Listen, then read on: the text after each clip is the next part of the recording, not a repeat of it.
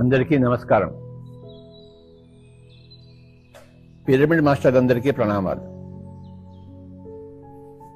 ప్రతిసారి మనం మరికొన్ని విషయాలను తెలుసుకుంటూనే ఉండాలి. ఈరోజు మరికొన్ని విషయాలు తెలుసుకుందాం.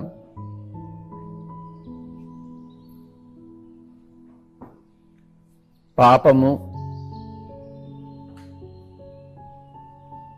పశ్చాత్తాపము, ప్రాయశ్చిత్తము, పరిహారము. ఈ 4 పదాల గురించి మనం తెలుసుకుందాము. మొట్టమొదటిది పాపము, రెండవది పశ్చాత్తాపము, మూడవది ప్రాయశ్చిత్తము, నాలుగవది పరిహారము.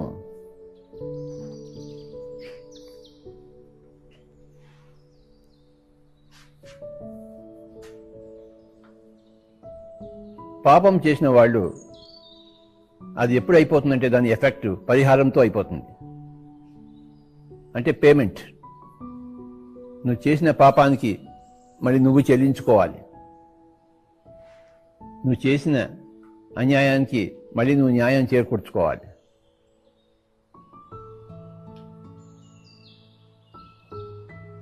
నువ్వు ఎంత దుఃఖం కలిగించావో అందరికీ మళ్ళీ అంత నీకు దుఃఖం కలగాలి. అదే పేమెంట్ అంటే. పరిహారం.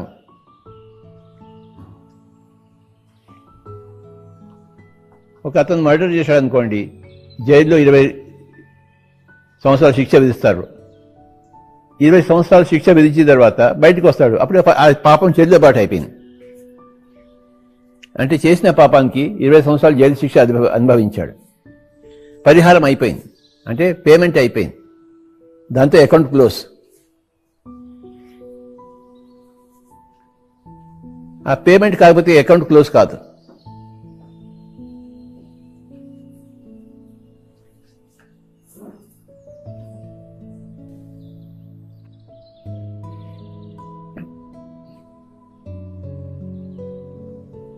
పుణ్యానికి కూడాను పేమెంట్ ఉంటుంది. నువ్వు చేసిన పుణ్యాన్ని కూడాను మళ్ళీ నీకు రావాల్సినంత వచ్చి తీరాలి. నువ్వు చేసిన పాపానికి నువ్వు ఇచ్చి తీరాలి. నువ్వు చేసిన పుణ్యానికి నీకు వచ్చి తీరాలి లాభాలు. చేసుకున్న వాడికి చేసుకున్నంత మహాదేవా. నువ్వు ఎంత పాపం చేస్తావో అంత పరిహారం నువ్వు చెల్లించుకోవాల్సిందే.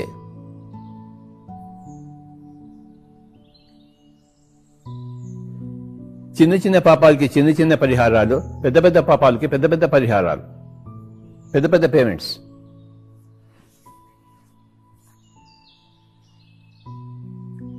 ఆ హిట్లరు అలాంటి వాళ్ళు చేసిన పాపాలకి ఎంత పరిహారం ఉంటుందో లెక్కే లేదు కదా.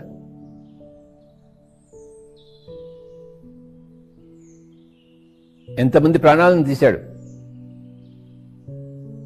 సో ఆ హిట్లర్కి ఎంత పరిహారం ఉంటుంది, ఎంత ఇవ్వవలసి ఉంటుంది, ఎన్ని జన్మల్లో.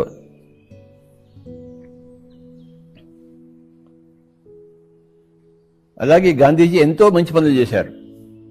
ఆయన ఎంత లబ్ధి పొందారు పరలోకాల్లో. ఎనలేని లాభాలు పొందుతాడు. ముఖ్యంగా ఈరోజు 4 పదాలు తీసుకుందాము. పాపము, పశ్చాత్తాపము, ప్రాయశ్చిత్తము, పరిహారము.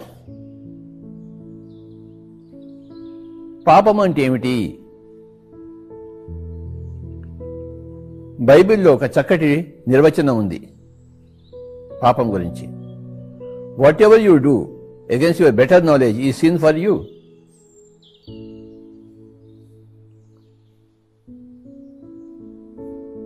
ఎవరి పాపం వాళ్ళదే, ఎవరి నిర్వచనం వాళ్ళదే.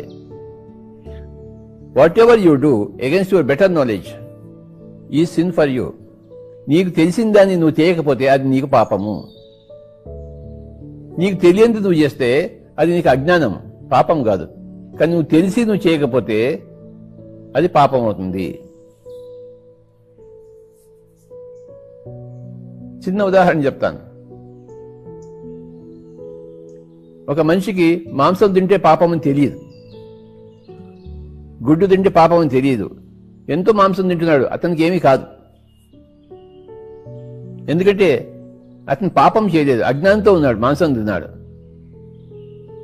వాళ్ళ ఇంట్లో వాళ్ళు చెప్పారు, వాడి మాంసం తిని ఇంట్లో పుట్టాడు పెరిగాడు, వాళ్ళ తల్లి పెట్టింది మాంసము, డాక్టర్లు చెప్పారు, సైంటిస్టులు చెప్పారు ప్రోటీన్స్ ఉంటాయట అని నానా విషయాలు చెప్తే పాపం నమ్మి చేశాడు.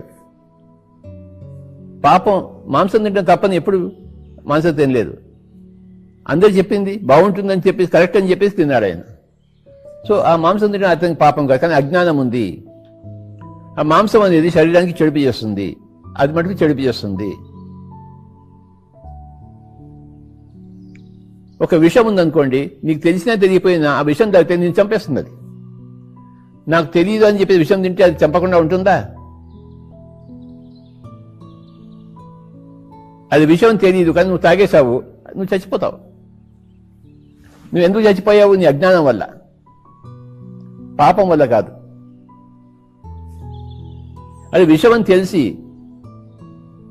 నువ్వు ఆత్మహత్య చేసుకోవడానికి తీసుకున్నావు అనుకో, అది పాపం అవుతుంది. నువ్వు హత్య చేసుకోవడానికి వీల్లేదు నువ్వు, కానీ నువ్వేం చేసావు?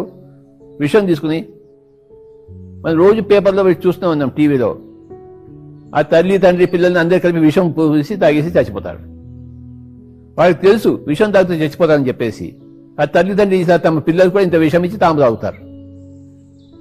అది పాపము, మహాపాపము. సొంత తల్లిదండ్రులు పిల్లలకి విషం పెడతారు ఆర్థిక ఇబ్బందుల వల్ల, లేదా ఏదో అవమానం వల్ల. ఏదో అవమానం జరిగిందనుకోండి, ఇంకెందుకు అవమానం భరిస్తామని చెప్పేసి అన్ని బాగా ఉన్నా కూడాను వాడు సూసైడ్ చేసుకుంటాడు. లేకపోతే అవమానం జరగలేదు, తినడానికి ఏమీ లేదు, సూసైడ్ చేసుకుంటారు. రకరకాల కారణాలు ఉంటాయి ఒక్కొక్కరికి, కానీ వాళ్ళు తెలిసి చేసుకుంటారు వాడు సూసైడ్ తప్పని చెప్పేసి. అది విషయం ఉంటే చచ్చిపోతారని తెలిసి ఆ విషయం కావాలని తీసుకుంటారు. ఆ విషయం అది తెలియకుండా తీసుకుంటే అది అజ్ఞానము, తెలిసి తీసుకుంటే అది పాపము.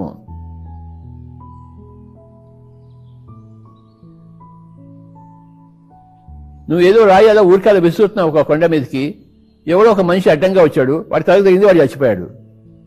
అది నువ్వు వాడిని చంపాలని ఏం లేదు, నువ్వు ఊరికాల రాయి విసురుతున్నావు, వాడు అడ్డంగా వచ్చాడు.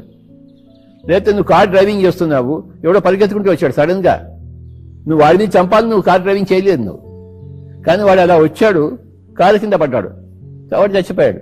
నువ్వు వాడిని చంపలేదు కానీ వాడు చచ్చిపోయాడు.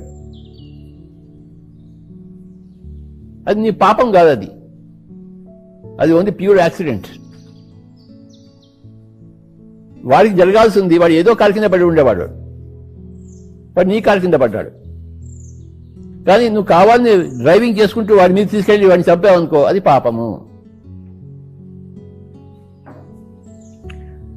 నువ్వు స్పీడ్గా కారు తీసుకెళ్ళి వాడి మీద వెళ్తే వాడు చచ్చిపోతాడని తెలిసి నువ్వు వాడి మీద తీసుకెళ్ళావు, వాడిని నీ కారు కింద పడేశావు.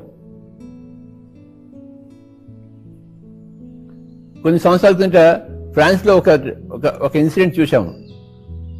అందరు జనాల సమూహంతో ఉన్నాడు, వాడు ఒక పెద్ద ట్రాక్టర్ తీసుకుని అందరిని దున్నేశాడు. ఆ జన సమూహాన్ని ఎంతో మంది చచ్చిపోయారు ఆ ట్రాక్టర్ కింద పడి. వాడు కావాలని చేశాడు, టెర్రరిస్ట్ వాడు. ఈ టెర్రరిస్టులు వాళ్ళు చంపేస్తారు అందరినీ, దానికి మళ్ళీ పరిహారం ఉంటుంది వాళ్ళకి, ఎన్నో జన్మల్లో ఉంటుంది. ఆ పాపం పరిహారం అయినప్పుడే ఆ పాపం సమాప్తం అవుతుంది, లేకపోతే ఆ అకౌంట్ ఎప్పుడు ఉంటుంది.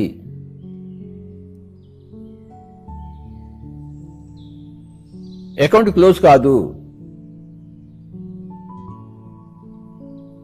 అయితే ఈ పాపానికి పరిహారానికి మధ్యలో ఇంకో రెండు పదాలు ఉన్నాయి, పశ్చాత్తాపము, ప్రాయశ్చిత్తము.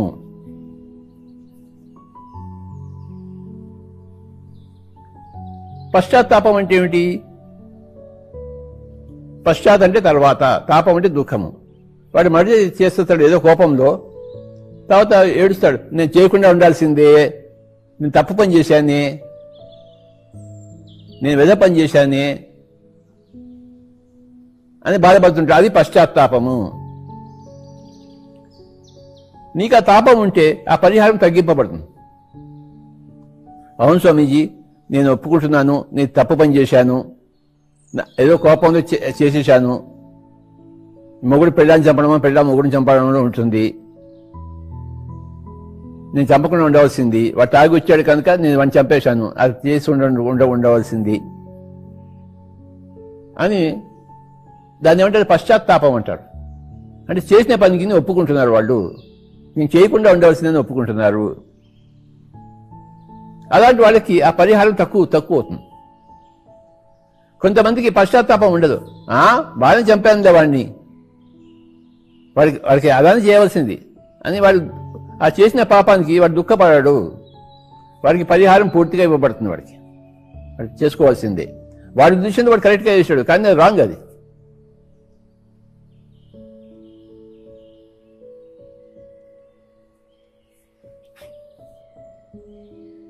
పశ్చాత్తాపం వల్ల నీ పరిహారం తగ్గింపబడుతుంది.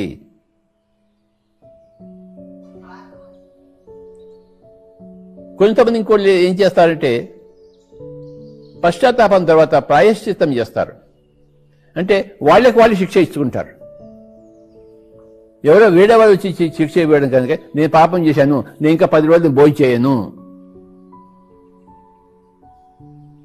ప్రాయశ్చిత్తం, నేను ఇంకో 4 రోజులు పోయి ఎవరికైనా సేవ చేస్తాను, ఓల్డ్ పీపుల్కి లేదా అనాథ శరణంలో పోయి నేను సేవ చేస్తాను. దీన్ని ఏమంటారంటే ప్రాయశ్చిత్తము అంటారు. అంటే నీ చిత్తాన్ని నువ్వే శుద్ధి చేసుకోవడం, నీకు నువ్వే శిక్ష ఇచ్చుకోవడం. పరిహారం అంటే నీకు సృష్టి శిక్షిస్తుంది, ప్రాయశ్చిత్తం అంటే నీకు నువ్వే శిక్ష ఇచ్చుకుంటావు. నీకు తెలుసుకుంటావు, నేను పాపం చేశాను, నేను బాధపడుతున్నాను, ఇప్పుడు నేను సఫరింగ్ చేయాలి, నాకు సఫరింగ్ కావాలి, నేను పోయి ప్రతిరోజు ఆ సేవ చేస్తాను, ఆ అనాథల సేవ చేస్తాను, ఇంకో 6 నెలలు 6 సంవత్సరాలు, అప్పుడు కానీ నా పాపం పరిహారం కాదు అని సొంతంగా తనకు తాను ఇచ్చుకుంటాడు శిక్ష. దాన్ని ఏమంటారంటే ప్రాయశ్చిత్తము అంటారు. నీకు నువ్వే శిక్ష చేసినప్పుడు ఇంకోటి ఎవరు నీకు ఎందుకు శిక్ష ఇస్తాడు? నీకు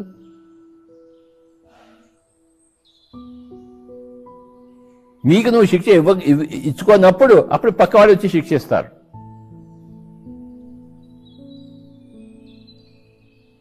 పాపము, పశ్చాత్తాపము, ప్రాయశ్చిత్తము, పరిహారం. పాపం చేసిన వాళ్ళందరూ పరిహారం ఇచ్చుకోవాల్సిందే.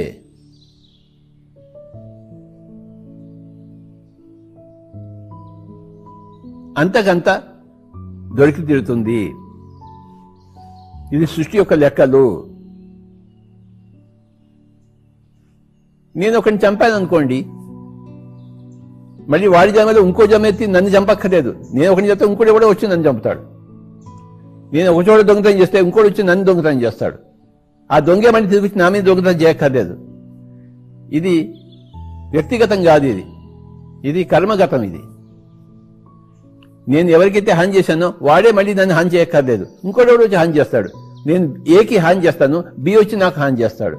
నేను సికి హాని చేస్తాను, డి వచ్చి నాకు హాని చేస్తాడు. సిఏ వచ్చి మళ్ళీ నాకు హాని చేయక్కర్లేదు. నేను ఏకి లాభం చేశాను, మళ్ళీ వాడే నాకు లాభం చేయక్కర్లేదు. నేను ఏకి లాభం చేస్తే బి వచ్చి నాకు లాభం చేస్తాడు, సి వచ్చి నాకు లాభం చేస్తాడు. కానీ లాభం అంటే నువ్వు లాభం చేసినా నీ లాభం వచ్చి తిడుతుంది, నువ్వు హాని చేసినా హాని వచ్చి తిడుతుంది. అది ఎవరి వల్ల అని కాదు, సృష్టి వల్ల. కనుక ఈ పరిహారం అనేది వ్యక్తిగతము కాదు, కర్మగతము. నువ్వు ఏది ఇస్తావో అది మళ్ళీ తిరిగి వస్తుంది నీకు, ఇంకో విధంగా ఇంకో వ్యక్తి దగ్గర నుంచి. మనం ఏమంటాం, ఆ వ్యక్తికి నేనేం హాని చేయలేదు, వాడు ఎందుకు నన్ను చంపాడు? నువ్వేం హాని చేయదు, ఆ వ్యక్తికి చేయలేదు, కానీ ఇంకో వ్యక్తికి ఏదో చేసావు, కానీ ఈ వ్యక్తి వచ్చి నేను చంపాడు. దానికి చెల్లుబాటు అయిపోయింది, లెక్క సరిపోయింది. నువ్వు చేసిన దానికి నువ్వు పొందావు నాయన, నువ్వు చేయని దానికి ఏది పొందవు. నువ్వు ఎంత పాపం చేసావో అంత పరిహారం వచ్చేస్తుంది, అంత శిక్షణ వచ్చేస్తుంది, ఎక్కడో నుంచి వచ్చేస్తుంది నీకు. నువ్వు ఎవడో కాలు విరగొట్టావు ఏదో జన్మలో, వచ్చే జన్మ నీకవుతుంది, నీకైతే యాక్సిడెంట్ అవుతుంది, ఒక కాలు విరిగిపోతుంది. అది యాక్సిడెంట్గా అయింది, కానీ వాడు వచ్చి నీ కాలు విరగొట్టలేదు, యాక్సిడెంట్ కాలు విరిగింది. అది జరుగుతుంది. ఎందుకంటే నువ్వు ఇంకోటి కాలు విరగొట్టావు, నీ కాలు విరగాల్సిందే. లేదా కొండ ఎక్కుతున్నావు, జారి కింద పడతావు, నీ కాలు విరిగిపోతుంది. నీ చిటికిన వెలికి దెబ్బ వచ్చినా, నీ కాలు విరిగిపోయినా, నువ్వు చచ్చిపోయినా ప్రతిదానికి కారణం ఉంటుంది. ఎంత కారణం ఉంటుందో అంత కార్యం ఉంటుంది. కర్మ సిద్ధాంతం పక్కా. జన్మ జన్మలకి అది నిన్ను వెంటాడుతూనే ఉంటుంది పాపము. జన్మ జన్మలకి నువ్వు పరిహారం చేయవలసిందే. కానీ ఒకవేళ నువ్వు పశ్చాత్తాపం చేసి నీకై నువ్వు ప్రాయశ్చిత్తం చేస్తే ఆ పరిహారం తగ్గిపోయి పడుతుంది.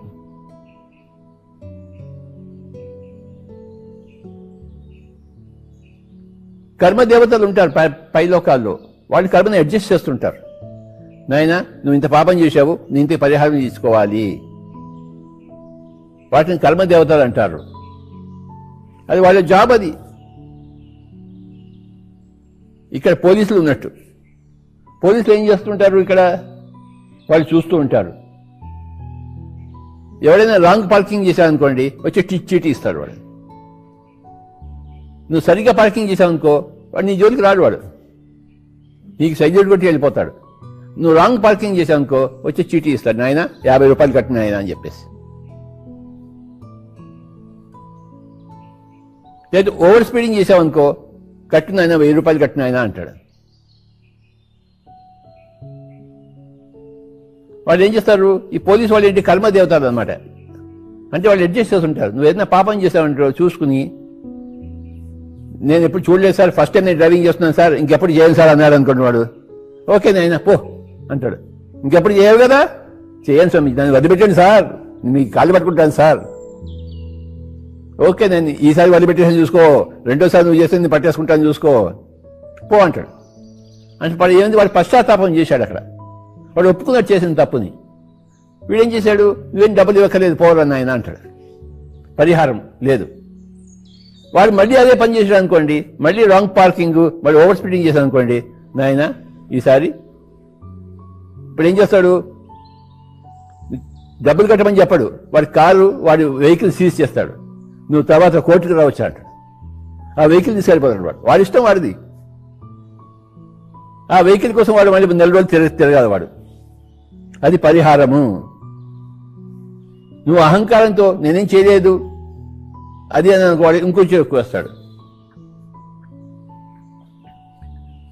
చిన్నప్పుడు మేము సైకిల్ నడిపేవాళ్ళం. సైకిల్ నడిపితే సైకిల్ కూడా ఒక లైట్ ఉండాలి, బల్బు ఉండాలి. ఆ సైకిల్ లేకపోతే పోలీసులు పట్టుకునేవాళ్ళు. ఆ సైకిల్ తీసుకుని పట్టుకుని కోర్టుకి వెళ్ళేవాడు. నేను కూడా వెళ్ళాను చాలాసార్లు కోర్టుకి. అక్కడ నువ్వు సైకిల్ నడిపావా? నడిపాను స్వామీజీ. లైట్ లేదు కదా.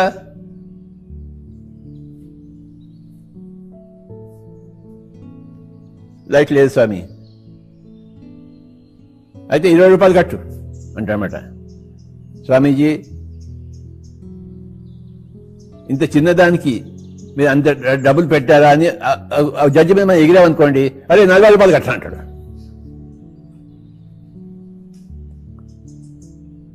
నువ్వు కొంచెం యారోగెంట్గా బిహేవ్ చేసావనుకో, వాడు ఎక్కువ చేస్తాడు. నువ్వు వినయంగా ఉన్నావు అనుకో, ఒప్పుకున్నావు అనుకో, వాడు ఒకసారి మాఫ్ కూడా చేస్తా. వాడి చేతిలో పని అది. కనుక మై డియర్ ఫ్రెండ్స్, పాపము తర్వాత పశ్చాత్తాపము. నేను ఇంకా ఎప్పుడు చేయను సార్, ఎప్పుడు సైకిల్ వెళ్ళినా నేను లైట్ పెట్టుకుని వెళ్తాను సార్. లేకపోతే చిన్నప్పుడు ఏమైనా డబుల్స్ ట్రిపుల్స్ వెళ్ళేవాళ్ళు. వాడు పోలీసు వాడు ఆపేవాడు, టకామని నాయన ముగ్గురు వెళ్ళకూడదు నాయన అని చెప్పేసి.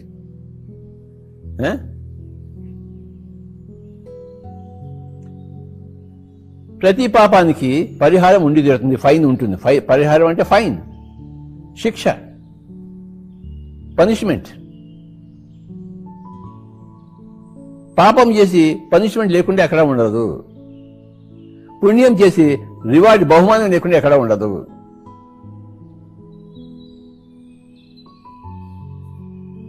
చేసుకున్న వాడికి చేసుకున్నంత మహాదేవా కర్మ సిద్ధాంతము. ఒకడు మర్డర్ చేశాడు, వాడు జైల్లో ఉన్నాడు. వాడికి అర్థమైపోయింది నేను తప్పు పని చేశానని చెప్పేసి. వాడు ఏం చేస్తుంటాడంటే ఆ జైల్లో అందరికీ సేవలు చేస్తుంటాడు. వాడికి డ్యూటీ ఇవ్వబడుతుంది జైల్లో. వాడు తన డ్యూటీ కాకుండా మిగతా అందరి డ్యూటీ చేస్తుంటాడు. ఈ మేనేజ్మెంట్ చూస్తుంటుంది, పోలీస్ సూపరింటెండెంట్ చూస్తుంటాడు, వీడు అందరికి సహాయం చేస్తాడని చెప్పేసి వాడికి 14 ఏళ్ళు శిక్ష ఉంటే 7 ఏళ్ళు తగ్గిస్తాడు. వాడు తొందరగా బయటకు వస్తాడు వాడు. ఎందుకంటే వాడు అక్కడ కూర్చుని సేవ చేశాడు. వాడు ఆ సేవ ఏంటి? ప్రాయశ్చిత్తము.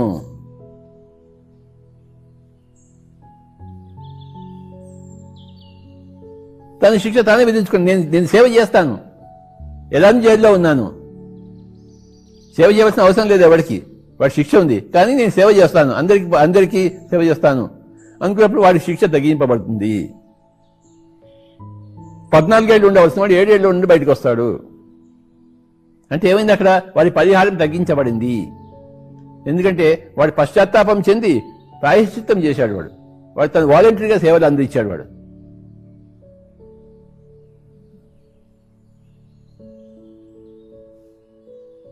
పాపము, పశ్చాత్తాపము, ప్రాయశ్చిత్తము, పరిహారము. ఆ పరిహారం అయిపోయింది అనుకోండి, వాడు మర్డర్ చేశాడు, 14 ఏళ్ళు అయిపోయింది, శిక్ష అయిపోయింది, వాడు బయటకు వచ్చేస్తాడు. ఇంకా వాడు మళ్ళీ ఏ పని అంటే ఆ పని చేసుకోవచ్చు. ఎందుకంటే ఆ పాపం కంప్లీట్ అయిపోయింది, అకౌంట్ క్లోజ్ అయిపోయింది.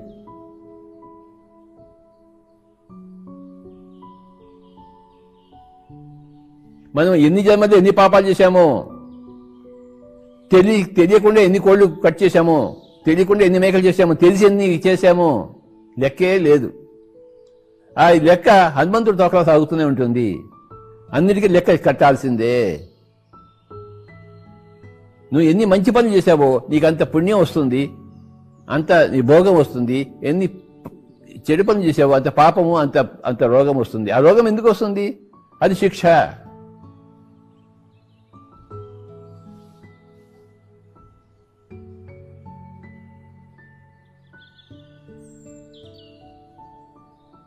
మా నాన్నగారి సిస్టర్ ఒక ఆవిడ ఉండేది. ఆవిడకి ఎప్పుడు సగం పిచ్చే ఉండేది.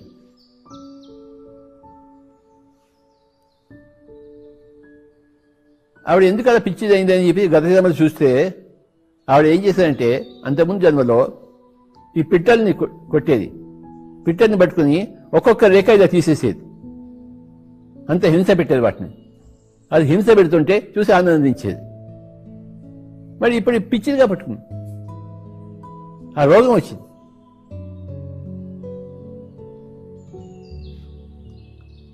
పాపం యొక్క పరిహారం రోగంతో పోతుంది,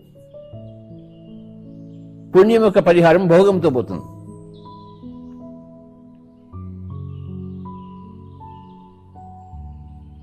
రాముడికి కృష్ణుడికి అన్ని భోగాలు ఎందుకు? మనం ఇంతవరకు ఎందుకు ఆయన పటాలు పెట్టుకుని పూజిస్తున్నాం? వాళ్ళు అన్ని మంచి పనులు చేశారు. వాళ్ళు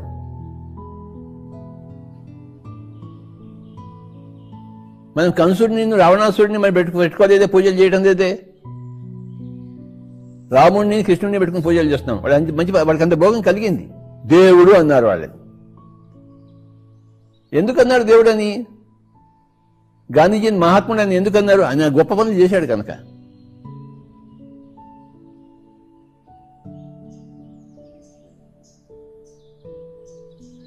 కీచకుడికి కీచక వధ జరిగింది.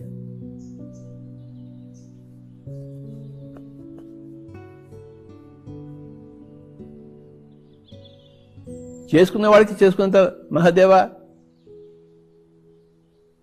ఇంకోటి ఏంటంటే, ఈ ఫిజికల్ బాడీలో ఉన్నప్పుడు పాపం చేసినప్పుడు పై లోకాల్లో నీకు శిక్ష ఉండదు, ఈ లోకంలోనే మళ్ళీ శిక్ష ఉంటుంది. మళ్ళీ ఇంకో ఫిజికల్ బాడీలో రావాల్సిందే, అక్కడ శిక్ష అనుభవించాల్సిందే. ఇక్కడ చేసిన పాపానికి పై లోకాల్లో శిక్ష ఉండదు. పై లోకంలో వాడు పశ్చాత్తాపం చెంది వాడు ఆకాశికాడు చూసి నేను ఏదో పని చేశానని చెప్పేసి వాడు ఒప్పుకుంటాడు. వాడు పైలోకంలో ఇలా అందరికీ పశ్చాత్తాపం ఉంటుంది. కానీ పరిహారం మళ్ళీ ఫిజికల్ బాడీలోనే ఉంటుంది. ఆ పరిహారం కోసం మళ్ళీ వాడు ఇంకో దేహంలోకి రావాల్సిందే. ఏ శరీరంలో అయితే ఏ మానవ శరీరంలో వాడు పాపం చేశాడు మళ్ళీ ఇంకో మానవ శరీరం ధరించాల్సిందే వాడు.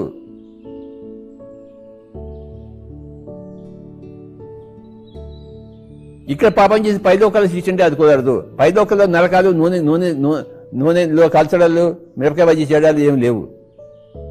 మళ్ళీ ఇక్కడికే వస్తావు నువ్వు. ఇక్కడే నువ్వు ఇచ్చుకోవాల్సి వస్తుంది.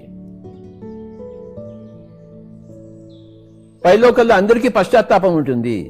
చేసిన దానికంతా వాడు పశ్చాత్తాపం చెందుతారు. ఆఖరికి రెడీ చేస్తే ఓహో ఇన్ని పాపాలు చేశాను వాడు వెంటనే తెలుసుకుంటాడు వాడు. అప్పుడు వాళ్ళు ఏం చెప్తారు పైలోకాల్లో, నాయన కొన్ని రోజులు రెస్ట్ తీసుకో, నీ పరిహారానికి మళ్ళీ ఇంకోసారి జన్మ వెళ్ళాల్సి వస్తుంది, అక్కడ పేమెంట్ ఉంటుంది, అప్పటిదాకా నువ్వు రెస్ట్ తీసుకొని అయినా అంటాడు. హిట్లర్కైనా సరే, కంసుడికైనా సరే రెస్ట్ తీసుకొని అయినా అంటారు. అక్కడ శిక్ష లేదు. పైలోకాల్లో శిక్షలు లేవు, రెస్ట్ ఉంటుంది, శిక్షణ ఉంటుంది, కానీ శిక్ష ఉండదు. నీ శిక్ష కోసం మళ్ళీ రావాల్సిందే ఇక్కడికి. పేమెంట్ కోసం భూలోకంలోనే రావాల్సింది, మళ్ళీ ఫిజికల్ బాడీలోనే రావాల్సిందే, దేహంలోనే రావాల్సిందే. కొంతమంది అంటారు, సార్ నేను ఎవరికి ఏమి కష్టపెట్టలేదు, కానీ నాకు ఎందుకు ఇన్ని కష్టాలు ఇచ్చాడు దేవుడు? నాయన ఈ జన్మది కాదు, ఎన్నో జన్మ నుంచి వచ్చిన పాపాలందరికీ నీకు లెక్క కడుతున్నావు ఇప్పుడు నువ్వు. అదే సార్ ఆ జన్మలో నేను చేస్తే ఈ జన్మ నాకు ఎందుకు ఇవ్వాలి? ఆ జన్మలోనే ఇవ్వచ్చు కాదని కొంతమంది అంటారు. ఆ జన్మలో ఇవ్వడం కుదరదు. అది ఈ జన్మలో మన నీకు వస్తుంది. పూర్వజన్మ కృతం పాపం వ్యాధి రూపేణ పీడ్యతే. ప్రతిదానికి సమయం పడుతుంది, కాలం పడుతుంది, పాపం పండడానికి, పుణ్యం పండడానికి.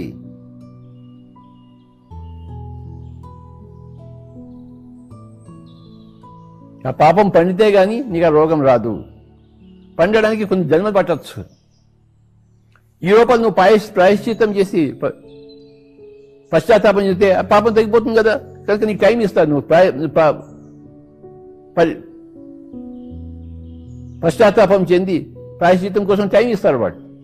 అది అది అది కూడా నువ్వు ఆ టైంకి నువ్వు ఉపయోగించుకోకపోతే నీకు అప్పుడు పరిహారం చేయాల్సి వస్తుంది. ఒక పాపం చేసిన తర్వాత మళ్ళీ నీకు టైం దొరుకుతుంది. పశ్చాత్తాపానికి ఛాన్స్ ఇస్తారు, కొన్ని జన్మలు ఇస్తారు, కొన్ని సంవత్సరాలు ఇస్తారు. వాళ్ళ ఇష్టం వాళ్ళది. నువ్వు అందులో పశ్చాత్తాపం చేసావనుకోనికి నీకు పరిహారం తగ్గిపోతుంది. పశ్చాత్తాపం చేసి నీ సొంత ప్రాయశ్చిత్తం చేసావనుకో, నువ్వే సేవ చేసావనుకో, అప్పుడు నీకు పరిహారమే ఉండదు, ఉండకపోవచ్చు. కనుక మధ్యలో ఎన్నో ఫ్యాక్టర్స్ ఉన్నాయి పాపానికి, ఎన్నో పరిహారానికి మధ్యలో. నీ తప్పు నువ్వు తెలుసుకోవడానికి వాళ్ళు నీకు సమయం ఇస్తారు. నీ తప్పు నువ్వు సవరించుకోవడం కోసం నీకు సమయం ఇస్తారు. అన్ని సమయాలు ఇస్తారు నీకు. తొందర ఏమీ లేదు వాడికి. శిక్ష ఇవ్వడానికి ఏమీ తొందర లేదు. నిదానంగా వాళ్ళకి శిక్ష వేస్తారు. ఈ జన్మల్లో జరుగుతుంటుంది ఇది.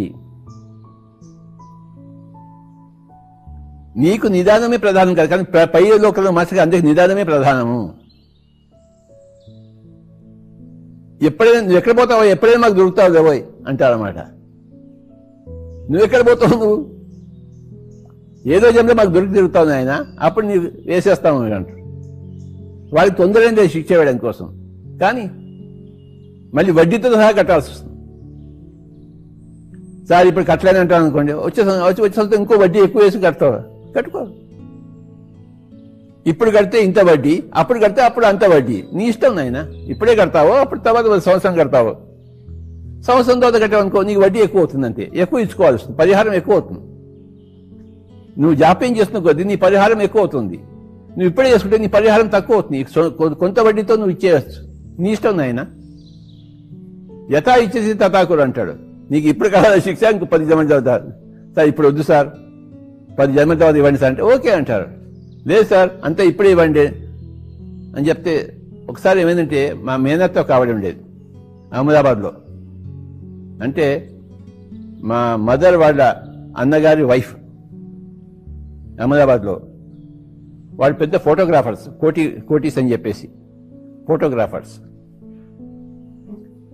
ఆవిడ కథ చెప్తాను. ఆవిడ అహ్మదాబాద్లో ఉండేది. నేను ఎందుసారి వాళ్ళ ఇంటికి వెళ్ళాను అహ్మదాబాద్లో. బరోడా మహారాజ్కి వాళ్ళు అఫీషియల్ ఫోటోగ్రాఫర్స్. ఆ ఫోటోగ్రఫీలో ఆ రోజుల్లో పెద్ద ప్రొఫెషన్ అది. బాగా డబ్బు సంపాదించేవాడు, కోటీస్. డబ్బు సంపాదించి ఏమైందంటే ఆవిడకి ఆ మొగుడు తాగడం మొదలుపెట్టాడు. రోజు తాగుతాడు. ఈవిడ కష్టపడి ఫోటోలు తీసేది, ఆ డబ్బులు సంపాదిస్తే వాడేమో తాగేవాడు. అంతమంది అతను కూడా మంచి ఫోటోగ్రాఫరే, కానీ డబ్బులు చూసేసి ఇంకా తాగడం మొదలు పెట్టాడు. తను పెళ్ళాం చేస్తుంది కానీ మొగుడు చేయడం మానేశాడు. సరే, అది బాగానే ఉంది. వాళ్ళకు కూతురు పుట్టింది. ఆ కూతురు పెద్దగిన తర్వాత ఆ కూతురికి సరిగ్గా మాట నత్తి వస్తుంది, ఫిట్స్ వస్తాయి ఆ కూతురికి. ఇంకో అబ్బాయి పుట్టాడు. ఆ అబ్బాయి ఎప్పుడు పాకుతూనే ఉంటాడు, నడవడు, అలాగే పెద్దగా అయ్యాడు.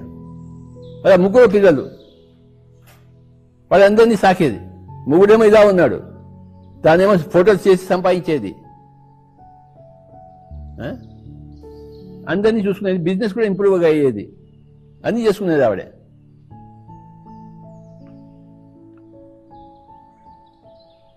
తర్వాత కూతురికి పెళ్లి చేసింది, ఆ మూడు వదిలిపెట్టేశాడు. మళ్ళీ తిరిగి ఇంటికి వచ్చింది కూతురు. పెద్దవాడు మళ్ళీ చచ్చిపోయాడు. మూడో వాడు కూడాను చచ్చిపోయే స్థితిలో ఉన్నాడు. నేను ఒకసారి వెళ్ళాను అహ్మదాబాద్కి. ఒకసారి ఆవిడ అడిగింది నన్ను, ఏమిరా బొచ్చి అనేది నన్ను. అప్పుడు నేను ధ్యానంలో వచ్చాను. నేను నాకెందుకు ఇన్ని కష్టాలు అని నవ్వుతూ అడిగింది, కంప్లైంట్ చేస్తూ కాదు. ఆవిడ ఎంతో మంది సాధువులకి సేవ కూడా చేసేది, ఇంటికి పిలుచుకొచ్చి. ఇవన్నీ ఇంట్లో ఇలా ఉన్నా, ఫ్యామిలీ అంతా అలా ఉన్నా, సాధువులని, ఊళ్ళో ఉన్న సాధువులను పిలుచుకొచ్చి ఆవిడ సేవ చేసేది, భజనలు పాటిస్తుండేది. ఎప్పుడు నవ్వుతూ ఉండేది ఆవిడ, ఎప్పుడు ఏడవలేదు. కానీ ఒక్క క్వశ్చన్ నన్ను అడిగింది, అరే బుచ్చి ఎందుకురా నాకు ఇన్ని కష్టాలు వచ్చాయి అని ఒక చిరునవ్వుతో అడిగింది. అది కూడా అప్పుడు నేను చెప్పాను, అత్త అనేవాడిని, అత్త నువ్వు ఎన్నో జన్మల కర్మలు ఒక జన్మలో ఇచ్చేవాడికి నువ్వు రెడీ అయిపోయావు, నువ్వు పేమెంట్కి, కనుక నేను వచ్చాయి. నువ్వు అది దఫాల వారికి అడుగుంటే నీకు ఎంతో జన్మ బట్టి ఉండేది, ఒక్కొక్క జన్మలో కొంత ఇచ్చి ఉండేది. అది కానీ నువ్వేం అడిగావంటే అన్ని కర్మంతా ఈసారి నేను ఇచ్చేస్తాను కనుక నాకు అన్ని రాని అని నువ్వు చెప్పుకున్నావు, కనుక నీకు అన్ని వచ్చాయని చెప్పాను. ఆవిడ చిరునవ్వుతో అవునా అలాగా అంది. అవునా అలాగా అంది ఆవిడ. అంటే నువ్వు ఈ జన్మలో పరిహారం అవుతుందో ఇంకో 10 జన్మలు కోరుకుంటావు, నీ ఇష్టం. నువ్వు ఎలా అనుకుంటే అలానే. కానీ నువ్వు డబ్బులు మటుకు కట్టాల్సిందే. ఇప్పుడు కడతావా, ఇంకో జన్మ తర్వాత కడతావా? నువ్వు చేసిన పాపానికి పరిహారం ఇవ్వాల్సిందే. నువ్వు ఇప్పుడు చేస్తావా, తర్వాత ఇస్తావా? నీ ఇష్టం నాయన, నాకేం దొంగ లేదు. నువ్వు ఎప్పుడప్పుడు ఇస్తావు నాకు. ఇవ్వకుండా పై దొక్కడానికి వెళ్ళలేవు కదా నువ్వు. ఎలా పోతావు పై దొక్కడానికి?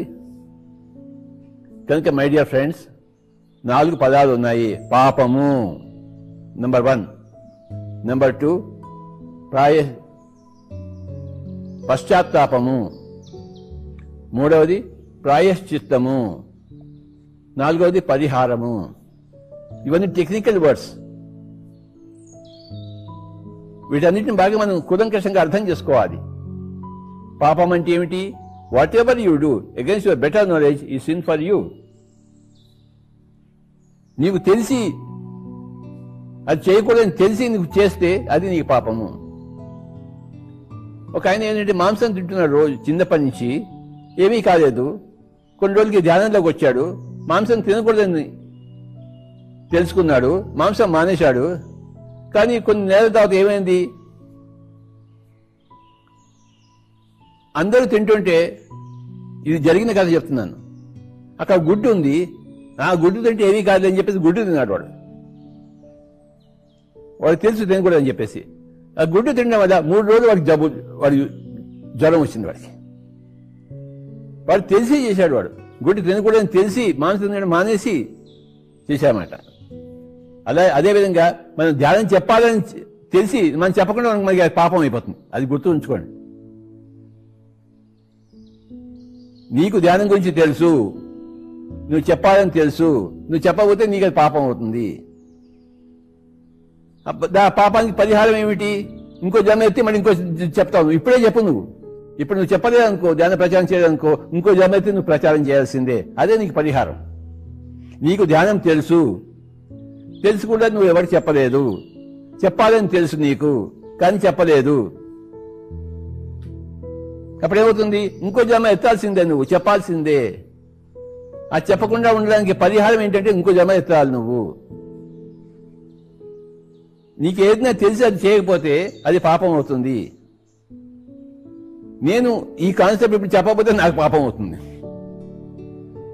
నేను ఈ పాపము, పశ్చాత్తాపము, ప్రాయశ్చిత్తము, పరిహారం అనే కాన్సెప్ట్ చెప్తున్నాను కదా, నాకు తెలుసు ఈ కాన్సెప్ట్. నేను చెప్పలేదు అనుకోండి, పిఎంసీలో నేను ఇంకో జమ ఎత్తాల్సిందే, మళ్ళీ పిఎంసీ రావాల్సిందే, ఇంకో వస్తుంది, డిఎంసీ వస్తుంది, కేఎంసీ వస్తుంది, మరి వాళ్ళకి నేను చెప్పాల్సిందే. అది పరిహారము. నీకు తెలిసింది నువ్వు దాచుకోకూడదు. నీ డబ్బు దాచుకుంటావేంటి? నీ జ్ఞానాన్ని దాచుకుంటావేమిటి? నువ్వు దాచుకుంటే పరిహారం చేయబడి ఇంకో జన్మ నీకు ఎత్తాల్సిందే. అందుకే పిరమిడ్ మాస్టర్లు అందరూ ఎక్కడి నుంచి వచ్చి ఎందుకు ప్రచారం చేస్తున్నారంటే, వద్దు బాబు మరి ఈ జన్మదాన్ని చేసేస్తాము, మళ్ళీ వచ్చే జన్మ ఎందుకు కావాలి మేము అందుకని చేసేస్తున్నారు వాళ్ళు. సిన్ అంటే ఏంటంటే what ever you do against your better knowledge. నీకు ధ్యానం చెప్పాలని తెలుసు, కానీ ఎందుకు చెప్పడం లేదు? చెప్తే వాళ్ళు ఏమైనా అనుకుంటారేమో, ఓహో అలా అనుకుంటున్నావా, సరే వచ్చేదేమైనా చెప్తూ కానీ అప్పుడు కూడా వాళ్ళు ఏదో అనుకుంటారు. వాళ్ళు ఏ జన్మలో అనుకోరు వాళ్ళు. వాళ్ళు ఏదైనా అనుకుంటారు, వీళ్ళు చెప్పకుండా మన ఇష్టానంట. ఓకే, ఇప్పుడు మనిషి కదా, వచ్చే జన్మలో చెప్తూ కానీ తొందర ఏం లేదు నాయన. ఖుదా కి దునియా మే నా దేర్ హై నా అంధేర్ హై. వచ్చే జన్మలో చెప్పు. ఇంకో జన్మ ఎత్తుతావా? ఈ జన్మలో ధ్యానం చేశావు, చెప్పలేదు, చెప్పాలని తెలుసు కానీ చెప్పలేదు, ఇంకో జన్మ ఎత్తు నాయన. చందు ఇంకో జన్మ ఎత్తు నువ్వు, వచ్చే జన్మలో అందరికి చెప్తూ గాని. లేదు స్వామి ఇంకెందుకు జన్మ, ఇప్పుడు ఏమని చెప్పేస్తాను స్వామి అంటాడు చందు. పీడా పోతుంది. అవునా, సరే నీ ఇష్టం, నేను చెప్పుకో, మరి అందరికీ చెప్పుకో. ఈ జన్మలోనే కష్టపడతాను స్వామి, ఏమేం చేయాలో, ఇంకా వచ్చే జన్మ వద్దు. నాకు ధ్యానం చేశాను, చేయాలని తెలుసు, అందరూ చేయాలని తెలుసు, నేను చెప్తాను. చెప్పకుండా ఉంటే మరి ఇంకో జన్మ ఎత్తాలి నేను. నువ్వు ధ్యానం చేస్తే అరిహంతు అవుతావు, పక్క వాళ్ళకి చెప్తే బోధిసత్వుడు అవుతావు, ప్రపంచానికి చెప్తే బుద్ధుడు అవుతావు. బుద్ధుడు అయినంత వరకు నువ్వు జన్మ తీసుకోవాల్సిందే, ప్రపంచానికి చెప్పాల్సిందే. పోస్ట్పోన్ చేయొచ్చు నువ్వు. ఈ జన్మలో వచ్చే జన్మ చూసుకున్నావు అంటే ఓకే అంటారు. వాడికేం తొందర, నీకే తొందర, వాడికేం తొందర.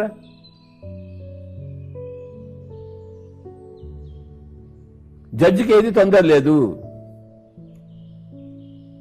అప్పు ఇచ్చిన వాడికి తొందర లేదు, మళ్ళీ వచ్చే తొందర ఈయన ఆయన వాడికి వడ్డీ ఎక్కువ వస్తుంది, వాడికి తెలుసు. వాడికి వీడు డిలే చేస్తున్న కొద్దిగా వాడికి అప్పు ఎక్కువ వస్తుంటుంది. వాడికి అప్పే కావాలి, వాడికి వడ్డీయే కావాలి. వాడు కాబూలీ వాడు. వాడు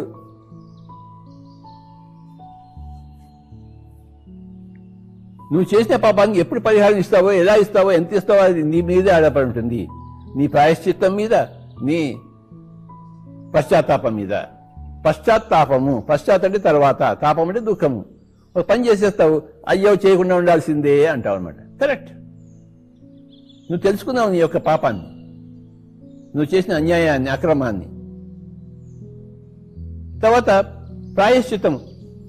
వాడే వచ్చి, ఇగో స్వామీజీ, చందు నేను నీకు అన్యాయం చేశాను, ఓకే వచ్చి నీ కాళ్ళు పిసుకుతాను, నీకు సేవ చేస్తాను, సేవ చేయనీవయా, నువ్వు అన్యాయం చేశావు, నా కాళ్ళు పిసుకుతావు, పిసుకు అంటే పిసుకుతాడు. అదేంటి? ప్రాయశ్చిత్తము. నీకై నువ్వు శిక్ష విధించుకున్నావు.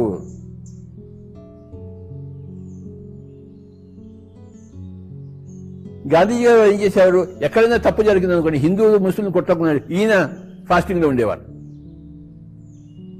గాంధీజీ మీద కొట్లాడుకోవడం ఆపేసేందుకు నేను భోజనం చేయను అనేవాడు గాంధీజీ. అంత గొప్ప మహాత్ముడు ఆయన.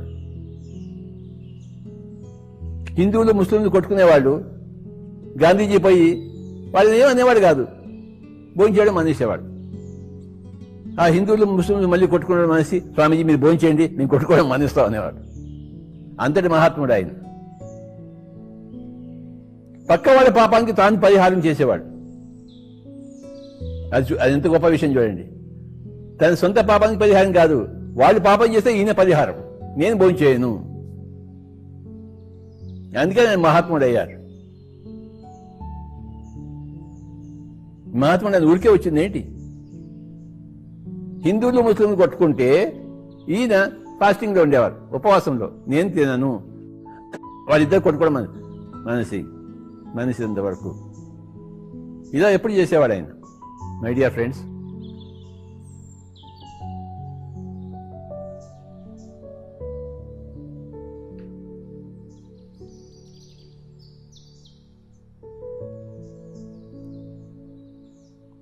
అజ్ఞానంతో చేసిన దాన్ని పాపం అనరు, తెలిసి చేసిన దాన్ని, జ్ఞానంతో చేసిన దాన్ని పాపం అంటారు. అజ్ఞానంతో చేసిన దాన్ని అజ్ఞానం అంటారు. నువ్వు అజ్ఞానంతో చేసినా నువ్వు డ్రైవింగ్ చేస్తున్నావు, నీకు బ్రేక్ ఎక్కడో తెలియదు, యాక్సిడెంట్ ఎక్కడో తెలియదు, డ్రైవింగ్ చేసి వెళ్తాం, పలాను వెళ్తున్నావు, కానీ యాక్సిడెంట్ అయిపోయింది. అది అజ్ఞానం, అది అయ్యింది. అజ్ఞానం కూడా నీకు శిక్షిస్తుంది.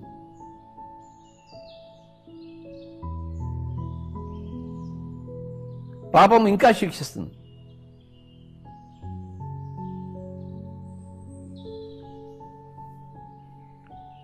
నువ్వు స్కూటర్ నేర్చుకుంటున్నప్పుడు, కారు నేర్చుకున్నప్పుడు బాగా నేర్చుకోవాలి. నువ్వు అప్పుడే డ్రైవింగ్ చేయాలి. నువ్వు నీకు లైసెన్స్ రావాలి.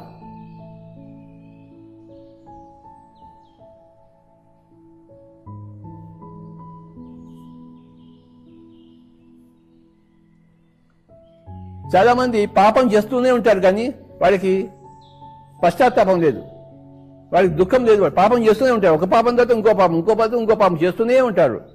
అన్నిటికీ లెక్క కట్టాల్సిందే. ఈ రోజు కాకపోతే రేపు, రేపు కాకపోతే ఎల్లుండి, ఈ జన్మలో కాకపోతే వచ్చే జన్మలో, ఈ వచ్చే జన్మలో కాకపోతే ఇంకో 10 జన్మల తర్వాత లెక్క కట్టాల్సిందే.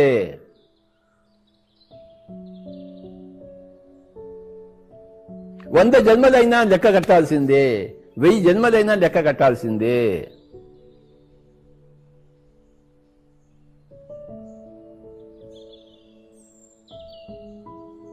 లెక్క లెక్కే.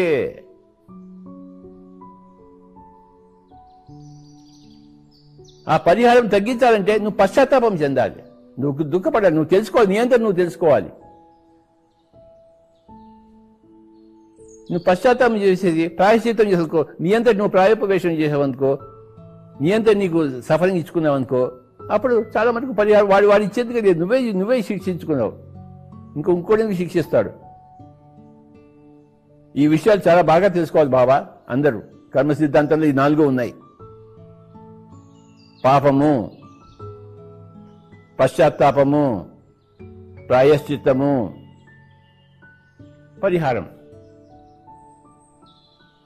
నువ్వు ఎన్ని జన్మల్లో ఎన్ని పాపాలు చేసావో వాటన్నిటి పరిహారం అయితే గానీ నీకు ముక్తి రాదు. నీది ఆఖరి జన్మ కారాదు. ఎలా అవుతుంది ఆఖరి జన్మ? ఆఖరి పేమెంట్ ఎలా అవుతుంది? అన్ని పేమెంట్స్ అయితే కదా ఆఖరి పేమెంట్. ఇంకా పేమెంట్స్ ఎన్నో ఇవ్వాల్సి ఉంటుంది, ఆఖరి పేమెంట్ ఎలా అవుతుంది?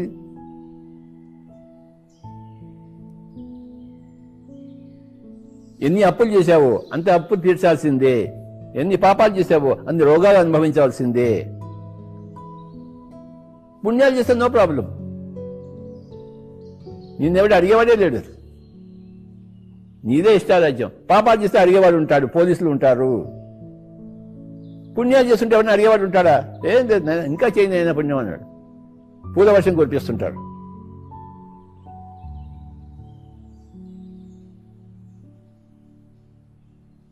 ఎలాగైతే ఈ లోకంలో పోలీసులు ఉన్నారో పై లోకాల్లో కర్మదేవతలు ఉంటారు, వాళ్ళ కర్మని అడ్జస్ట్ చేస్తుంటారు.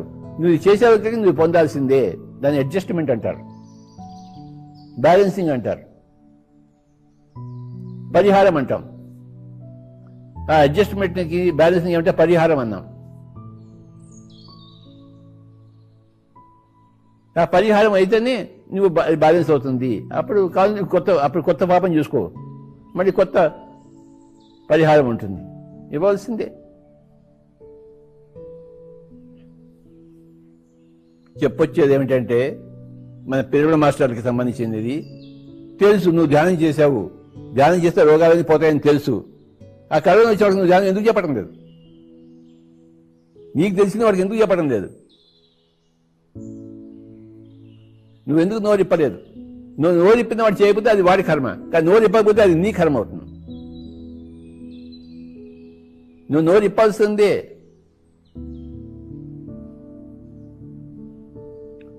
మనం ఎందుకు నో డాక్టర్ నో మెడిసిన్ అని చెప్తాము? మనం చెప్పవలసిందే. చెప్పబోతే మన కర్మ అడుగుతుంది. ఇంకో జన్మలోనే మనం చెప్పాల్సిందే. ఇది జన్మలో చెప్పేస్తే అయిపోలే.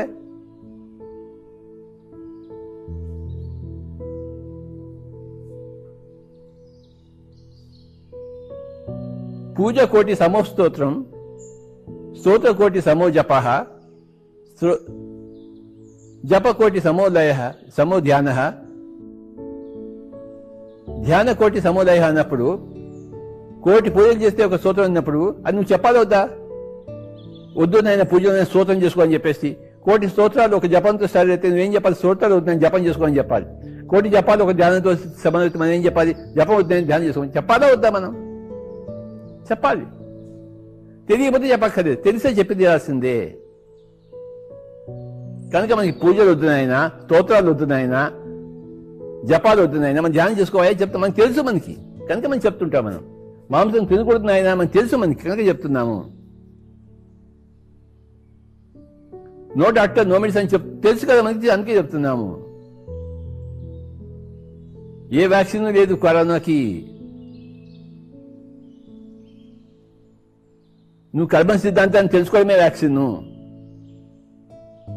నువ్వు చేసిన పాపాలకి ఆ కరోనా రోగం రాకుండా ఉండాలంటే నువ్వు పశ్చాత్తాపం చెందు, ప్రాయశ్చిత్తం చేసుకో, నీకై నువ్వు శిక్ష విధించుకో.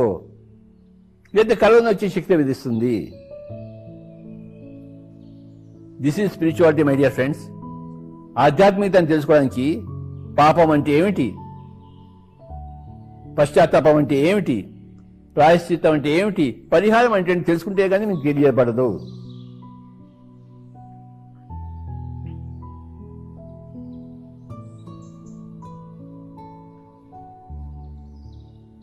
నలభై ఏళ్ళ కింద నాకు ఇవన్నీ ఏమీ తెలియదు. ఈ 40 ఏళ్ళ అధ్యయనంలో ఇవన్నీ తెలుసుకున్నాను నేను. పుస్తకాలు చదివి స్వాధ్యాయం చేసి ధ్యానులతో తిరిగి ఎంతో కష్టపడి తెలుసుకున్నాను. అందరూ అడుగుతాను నన్ను, ఎందుకు నాయన అన్ని ఊర్లు తిరుగుతావు, అంత ఎందుకు కష్టపడుతుంది? కష్టపడాల్సిందే, లేకపోతే మళ్ళీ ఇంకో జన్మలో కష్టపడాల్సి వస్తుంది. ఈ జన్మలో కష్టపడితే ఇంకో వచ్చే జన్మ కష్టపడాల్సిందే. అది ఇప్పుడే చేస్తాను, ఎందుకు నాకు తెలిసి పని ఇప్పుడు నేను చేస్తాను అని తిరుగుతున్నాను. ఇప్పుడు ప్రతి 2 రోజుల కోసం ఇది ఎందుకు చెప్తున్నాము? నేను చెప్పాల్సిందే. నేను చెప్పకపోతే పక్క వారికి ఎలా తెలుస్తుంది? నేను ఈ రోజు ఈ 4 గురించి చెప్పలేదనుకోండి, మీకు తెలుస్తుందా? పాపం అంటే ఏంటో తెలుస్తుందా? పశ్చాత్తాపం అంటే ఏంటో తెలుస్తుందా? ప్రాయశ్చిత్తం అంటే ఏంటో తెలుస్తుందా? పరిహారం తెలుస్తుందా? తెలియదు. మీకు తెలియదని తెలిసి నేను చెప్పకుండా, నాకు తెలుసని తెలిసి నేను చెప్పకుండా ఉంటే అది పాపమే కదా. మీకు తెలియదని తెలుసు, నాకు తెలుసని నాకు తెలుసు. మీకు తెలిస్తే మీకు ఇంకా బాగుంటుందని తెలుసు, మీకు తెలియకపోతే మీరు ఇంకా మీకు నష్టపడతారని తెలుసు. ఇవన్నీ తెలిసి నేను చెప్పకుండా ఉంటే నాకు పాపమే కదా. నేను ఈ విధంగా పాపం చేస్తే మళ్ళీ నాకు పరిహారం ఉంటుంది. నాకు ఇంకో జన్మలో వచ్చి ఇదే పని చేయాలి. నేను ఊరు తిరగాల్సిందే. నా కేసు ఏదంటే అందరు పిడమ మాస్టర్స్ కేసు అంతే, అందరూ చెప్పాల్సిందే.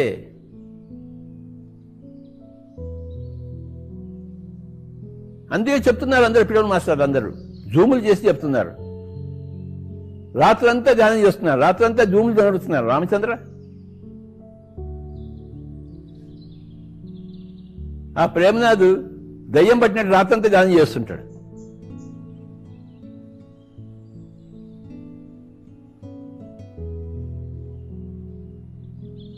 ఆయనకి తెలుసు రాత్రి నిద్రపోకూడదని చెప్పేసి, అందుకే ధ్యానం చేయాలని ఆయన తెలుసు. ప్రేమనాథ్కి చేయిస్తున్నాడు ఆయన.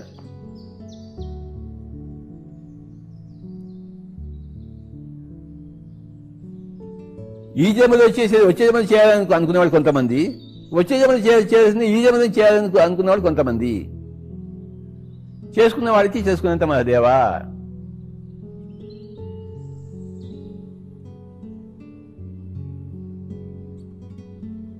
నువ్వు చేస్తున్న దానికి నువ్వే అనుభవిస్తావు. నువ్వు చేసిన పుణ్యానికి నువ్వే అనుభవిస్తావు, నువ్వు చేసిన పాపాలకి నువ్వే అనుభవిస్తావు.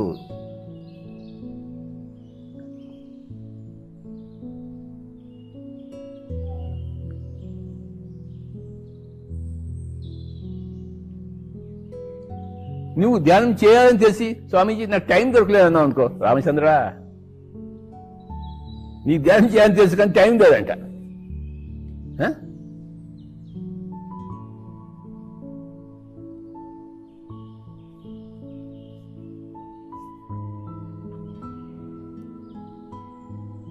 ದಯವಿಟ್ಟು PMC ವೀಕ್ಷಿಸಿ,